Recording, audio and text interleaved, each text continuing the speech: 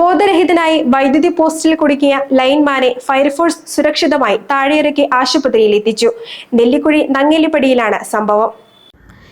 നെല്ലിക്കുഴി നങ്ങേലിപ്പടിയിൽ ഒരു വീട്ടിലേക്ക് service line വലിക്കുന്നതിനിടെയാണ് lineman Hasan ബോധരഹിതനായി വൈദ്യുതി പോസ്റ്റിൽ കുടുങ്ങിയത്. വിവരം ലഭിച്ചയുടൻ പാഞ്ഞെത്തിയ കോതമംഗലം ഫയർഫോഴ്സ് യൂണിറ്റ് രക്ഷാദൗത്യം ഏറ്റെടുത്തു.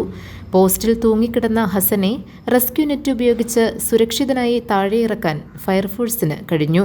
അദ്ദേഹത്തെ ഉടൻ തന്നെ കോതമംഗലത്ത് ആശുപത്രിയിലെത്തിച്ച് ചികിത്സ ഉറപ്പാക്കുകയും ചെയ്തു.